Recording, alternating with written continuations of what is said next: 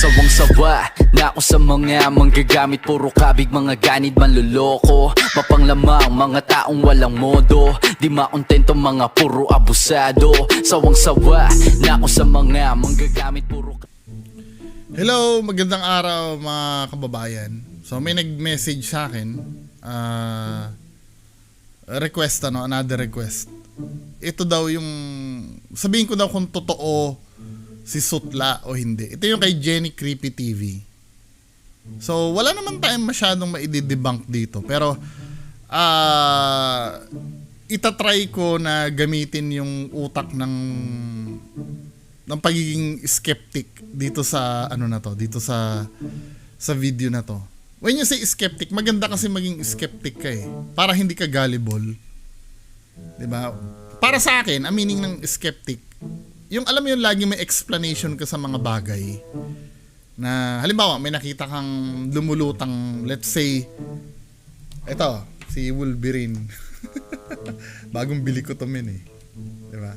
Halimbawa, ito, lumulutang siya, walang kamay, Syempre, bilang skeptic, hindi agad-agad ako maniniwala na paranormal kung bakit lumulutang itong bagay na. Syempre, isipin ko, tingin ko yan, may tali yan, 'di ba? May tali yan na may kumokontrol dun sa tali na, alam mo 'yon, 'di ba? Ganun ang pagiging skeptic, hindi yung basta pag may nakita na lumulutang uy, ano na yan, multo na yan. Hindi agad bumibigay na ganun . Bagamat may time na maaari na talaga namang multo talaga, 'di ba? Pero ang bilang skeptic kasi, hanapan mo na explanation yun . Halimbawa, may naririnig kang umuungol, 'di ba? Ay, multo yun. Pag hindi ka skeptic, sasabihin mo, multo yun, multo. May multo, 'di ba? Pero kung skeptic ka, ang gagawin mo, pupunta ka sa labas, titingnan mo kung ano yung umuungol na yon. Tapos makikita mo doon, may pusa pala na naglalandian. Kaya pala may naririnig akong ganun. 'Di ba? Pero sa isang tao na gullible, when you say gullible kasi uto-uto 'Di ba? Madaling mapaniwala. Kung ano yung idikta ng isang tao, yun na agad yung i-assume niya at paniniwalaan niya. Sana hindi tayo ganun. 'Di ba? Hindi dapat tayo ganun. Kaya nga binigyan tayo ng utak men 'di ba? At saka kita niyo marami namang nabubudol dito sa Pilipinas. 'Di ba? Pero hindi ko naman kayo maloko. Hindi ko naman kayo maloko. Hindi ko naman kayo masisi pala na maloko kayo. 'Di ba? Kasi nga part yan ng pagiging human mo . Minsan may pagkakataon kasi na inosente ka sa isang bagay na talagang madadala ka. Ito, real story to . Real story to, nahihiya ako pero kailangan ikwento ko sa inyo to. Alam niyo ba nung first time, kasi taga Mindoro ako. 'Di ba? Siguro mga 11 years old ako, 10 years old. Kasi nag-aaral ako sa Mindoro 'Di ba? Then lumuluwas kami sa Maynila. 'Di ba? Ang Mindoro kasi nung time na 'yon alam mo na, bundok, 'di ba? Parang wala ka masyadong alam sa nangyayari. 'Di ba? Nung minsan, siguro mga 11 years old ako noon, 10. 'Di ba? Dinala ako sa Maynila ng nanay ko. Sa food court, 'di ba? Alam niyo sisling? Alam niyo sisling? 'Di ba pag niluluto yung minsan umaapoy? Nasisilip ko, pine-prepare yung sisling.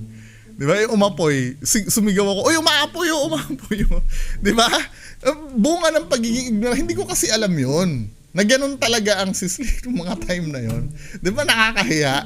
Pero nung maulit pa 'yon, hindi na ako na-amaze kasi may nagpaliwanag na sa akin yung kapatid ko na hindi, tanga. Talagang ganyan yung niluluto na minsan umaapoy yung nasa harap, 'di ba? Yun naman, ganoon naman, 'di ba? Lahat naman tayo dumadaan sa pagiging tanga talaga . Lalo na pag halimbawa first timer ka, 'di ba? First time mo na humawak ng cellphone, Siyempre magtatanong kayo, ganitong uri ng cellphone. Dati hindi uso yung ganitong cellphone, di ba, yung touchscreen. Ang uso yung may keypad. Amaze ka kung paano yung salamin napipindot, di ba? Pero ngayon, normal na lang sa atin to eh. Ganito, feeling ko yung ibang mga kasamahan natin, dumadaan sa prosesong ganun pag napapanood itong mga ganitong bagay. Di ba? Kaya mas maganda talaga na ikaw ay skeptic. Kaya lang, ang pangit sa pagiging skeptic, pati yung pagiging religious ng isang bagay ay parang hindi mo na nare-respeto. Para sa akin yun na ano ko. Halimbawa may nakaligtas sa aksidente, sinabi nung isa na, hindi, nagdasal kasi ako kay Jesus Christ kaya naligtas kami. Siyempre, pag sumobra ng pagiging skeptic mo, sasabihin mo sa kanya, hindi, nakaligtas ka kasi naka-seatbelt ka kasi. Wag mong pero it's another thing kasi sa religion kasi ibang bagay yun kumpara dito eh. Yung religion kasi pwede mong igalang pa yon. Halimbawa, kung ang paniniwala ng pasintabi po gusto ko lang bigyan ng example. Halimbawa, paniniwala ng Iglesia ni Cristo, bawal kumain ng dinuguan. 'Di ba? Need mong irespeto yon. 'Di ba? Kasi yun ang interpretasyon nila sa Bible eh. 'Di ba? Ito kasi, may magiging batayan tayo dito na talagang ito ay peke. Di ba? Anyway, ang dami ko na sinasabi. Pagpatuloy na natin tong... Hindi mo pwedeng itulad to sa religion na... kung sa religion ginagalang mo, dapat yan igalang. Dito kasi may panloloko dito, men eh. Sa religion kasi, base yung sa interpretasyon nila sa Bible, ito, saan nila binase to? Di ba? Anyway, pagpatuloy na natin to. So ito kay Jenny Creepy TV, nareakan ko na minsan si Jenny Creepy TV. Bilib na bilib ako dito sa paggawa niya ng video. Kasi entertaining naman talaga yung video nito. Tsaka yung the way siya mag-set up ng camera or gumamit ng camera, may pagka-indie movie ang datingan.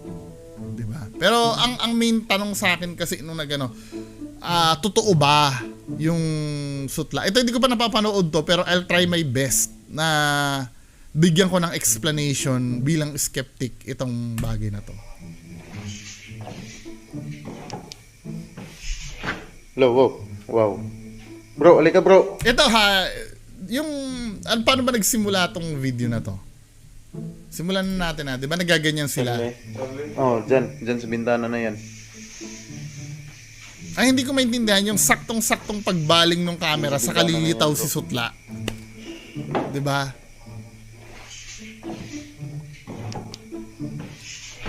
Hello, wow. Diba, nung na-flashlightan niya na bigla lilitaw si Sutla.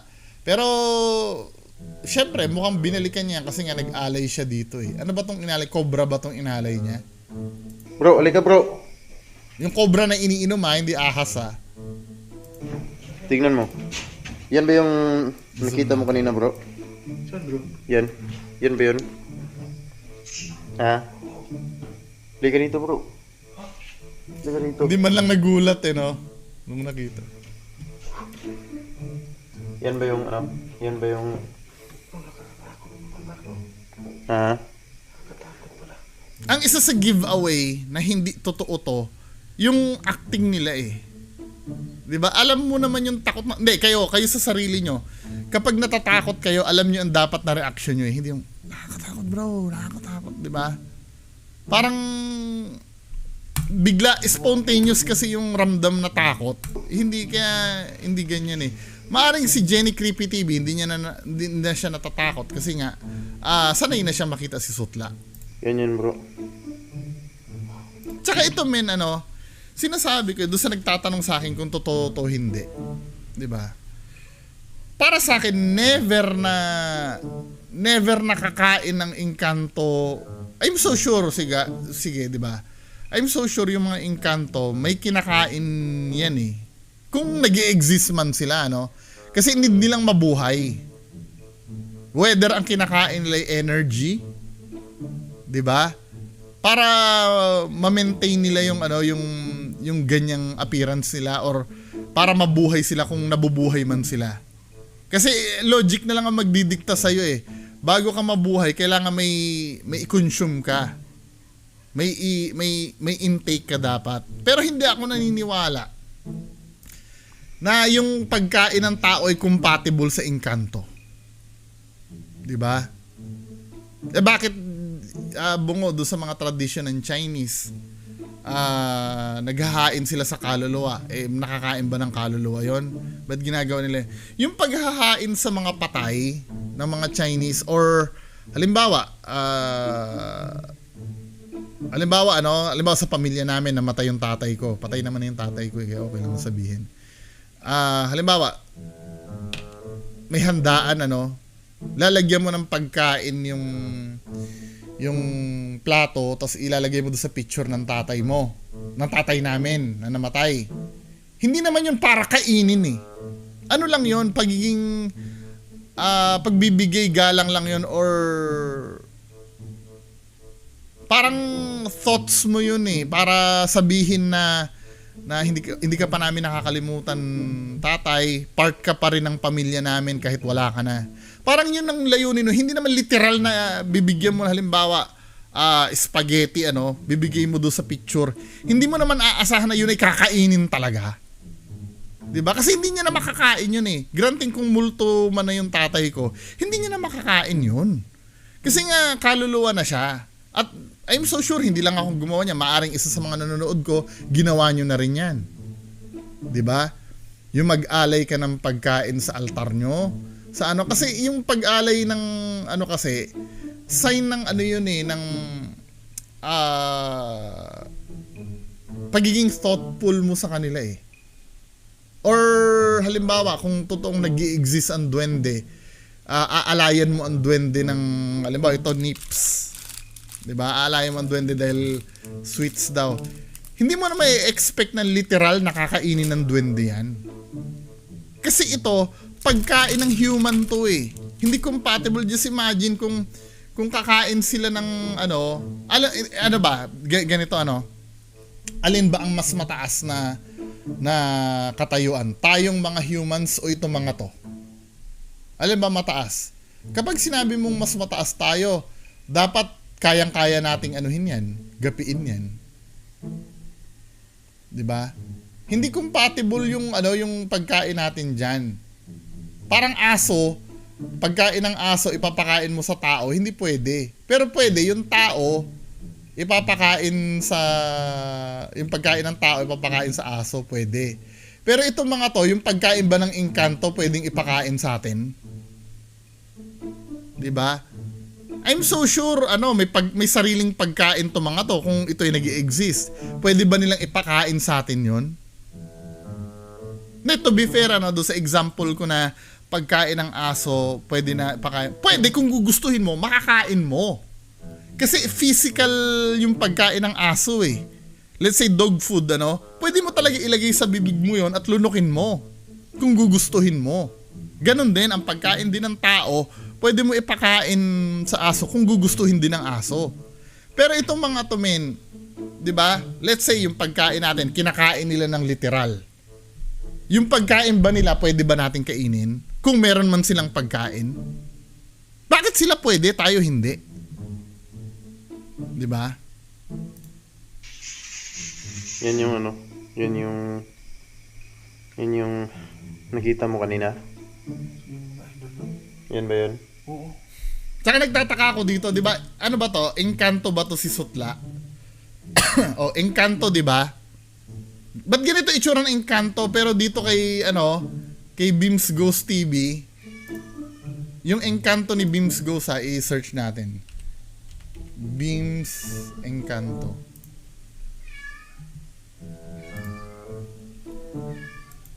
Anong lahi ng engkanto to tong kay Beams? Bakit ganito itsura ng engkanto ni Beams? Ganyan. Samantalang itong kay Jenny Creepy Ghost TV. Dito pa nga lang, men, halata mo ng medyo may kabulshitan dito. I'm so sorry po pero may kabulshitan dito, men eh. Ba't magkaiba yung engkanto pero parehas niyong pinapanood, 'di ba? Ibig sabihin, obviously, let's say na totoo yung isa, dapat kung ano itsura ng Encanto nito, ganun din ang itsura ng Encanto ni Beams. Parang pusa, di ba? Kung ano itsura ng pusa ko, kung may pusa ka dyan, dapat ganun din itsura ng pusa mo. Kung may aso ako, kung ganito itsura ng aso ko, ganun, yes, may pagkakaiba ng itsura sa lahi, di ba? Pero you can't deny the fact na ang itsura ng aso ko, may 4 na paa, may buntot, o yung aso mo walang buntot. Pero alam mong aso kasi ang itsura eh. Diba? Alam mo kasing pusa ang itsura eh, kahit iba-iba ang lahi eh. Pero ito, dapat kung halimbawa pointed ang tenga nito, dapat yung Encanto ni Beams, pointed din ang tenga. Kung itong Encanto ni Beams ay nagdadamit, dapat nagdadamit din itong si Sutla. Maliban na lang kung isa sa kanila ang sinungaling. 'Di ba? Isa sa kanila hindi totoo. Ngayon, mag-decide kayo, alin ba ang totoong Encanto, ito ba o yung kay Beams? Oh, yan yung kaibigan ko, bro. Mabait yan, bro. Sobrang bait yan, bro. Sa totoo nga, bro, tinulungan na ako niyan, bro eh. Sinagit niya niyan ng buhay ko isang beses, bro. Nung pinagtulungan ako napagtripan ako ng mga tambay ba yun? Lagot na sana ako nun eh, kung hindi. Ito ha, may theory ako dito eh. May theory ako dito kung sino to men eh. May theory lang nga. Pasintabi kay Jenny Creepy TV. Kay Jenny Creepy TV ha. Huwag na lang, di ba? Kasi tiningnan ko yung profile ni Jenny Creepy TV. Wag natin idama yung hindi kasali. Ang anin lang natin. Nakita ko kasi yung asawa ni Jenny Creepy TV. Pero hindi, maaring mali ako kasi yung Sutla na tumulong kay Jenny, walang boobs eh. Baka lalaki to men. I'm so sorry malikot lang yung pag-iisip ko. Kasi ganun din minsan eh, halimbawa ganito yung technique ko para mabuking yung isang bagay. Halimbawa, may duwending magpapaalam. Halimbawa, hindi na ako magpapakita yung duwende po ay aalis na po, iiwan na po kami ng duwende, di ba? Or magbabakasyon yung duwende, babalik din po siya. And titingnan ko sa profile ng Ghost Hunter kung meron siyang kaibigan or kapatid or pinsan na aalis. kaya ako tinitingnan yung profile picture kasi maaring yun yung gumaganap eh. Pero mukhang lalaki naman to hindi naman babae. Kasi yung unang theory ko ganon. Na tinitingnan ko may asawa si Jenny Creepy TV. Kino-compare ko dito kung kamukha. 'Di ba? Pero so far nung may video siya na yung binugbog siya tapos tutulungan siya nito, gumapang to eh. 'Di ba? Nakita ko walang boobs eh. So lalaki. Dumating tong kaibigan ko eh. Mabait pala yung Oo, tao. mabait yan, bro. Oh, tingnan mo, bro. Oh, di ba? Aminom ba? Sobrang bait yan, bro. Yan ba yung... Tsaka ang pinag-uusapan namin dito men ng mga kapwa ko nagde-debunk. Pag ang Encanto ay kumain, obviously kasi fake to eh, 'di ba? Maputi yung mukha, 'di ba? Ang pinag-usapan namin, 'di ba, ang mga Encanto may kakayahan na mag-invisible. Now, uminom siya, then kumain siya. Magiging invisible din kaya yung kinain niya. Kasi ito mga foreign object to sa kanila eh. 'Di ba? Foreign yan eh. Ito gawa ng tao kasi ito itong kinakain ni Sutla. Gawa ng tao yan eh. Yang cobra tsaka itong fudgy bar ba to, kung ano man tong kinakain niya. 'Di ba? Lumulutang kaya yan. Halimbawa nag-invisible si Sutla. Makikita mo kaya yung kinain niya na lumulutang. Kasi kahit anong gawin mo, hindi pwedeng mawala to. Yung mga physical food na yan. Unless kung may superpower din yung mga na yan. Yung mga pagkain na yan, di ba? Na bro. Ganyan bro. And, kaibigan, lalapitan kita ha. Sana wag kang matakot sa akin ha. Ako naman yung lalapit sa'yo eh. Ha? Bro, hawak ng camera ko bro. Ito hindi ko maintindihan. Lalapitan mo pero hindi mo dadalhin yung camera. Why? Why? Hawak ng camera ko bro. Hawak ng camera ko. Kita ba sa ano mo? Camera mo. Ayan. Lalapitan kita ha. So mga idol na nilapitan ni Idol Genie si Kaibigan mo ba diba?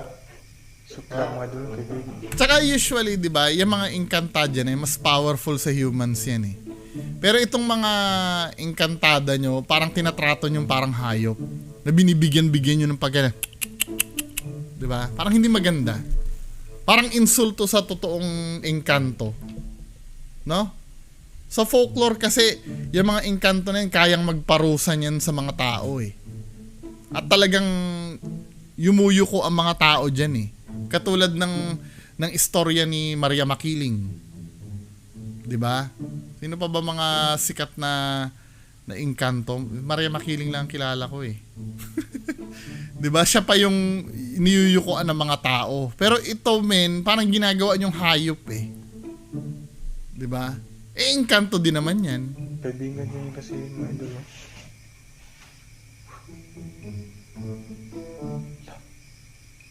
Kaibigan talaga ni Idol Genie kay mga idol no.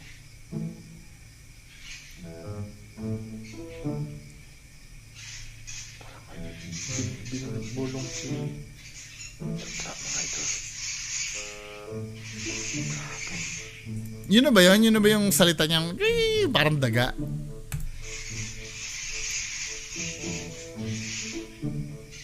Bro, okay ka lang yan bro?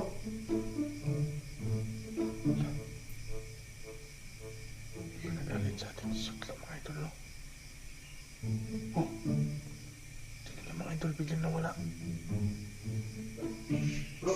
Oh,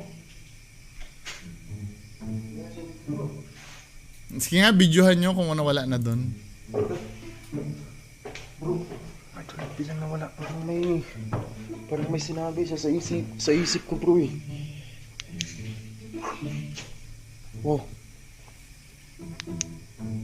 Ano ba yung Di man lang inubos yung pagkain eh, no? Parang sinabi niya sa akin bro na ano bro eh. Ha? Ano sinabi? Sasamahan daw niya ako palagi bro. Kahit saan ako magpunta bro. ano talaga ni Sukla? Oh. Bro, bakit siya sabi mo na bro? Hindi mo siya maririnig sa ano. Hindi mo siya maririnig sa... Parang wala siyang binibigkas bro. Pero sa isip mo bro, parang papasok talaga sa isip mo. bro, eh. Telepathy. Wow. Kasabi niya bro na kahit saan ka magpunta, nandun siya sa ano mo. Oo, parang ganun nga bro. Anong tawag nun bro? Hindi, actually, yung message na binigay sa kanya, napaka-generic eh. 'Di ba? Hindi man lang specific katulad na, oy, may bibigay akong kayamanan sa'yo, or ito yung numero ng tatama sa loto. Masyadong masyadong generic eh. Na pag narinig mo yon, okay, 'di ba? Walang big deal. Ligtas. Ito yung buhay mo. Teka bro. Tingnan natin yun. Siyempre, dahil wala na yan, Ha? titingnan mo na ngayon yan. Dadalhin mo na yung camera. Tapos na yung ano niya sa akin bro eh. Na dapat, pwedeng, anong tawag dito? Dapat, during kumakain, dapat nilapitan mo na ng ganyan ang camera.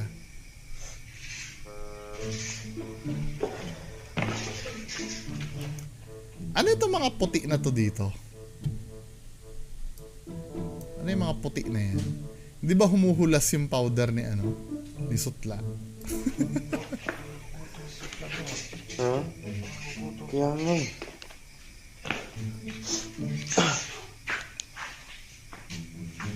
Ulit nga natin, duda ako doon sa puti na yan eh. Ba't parang may mga puti dito na parang humuhulas yung ano? Ayun oh, may puti pa ditong malupit.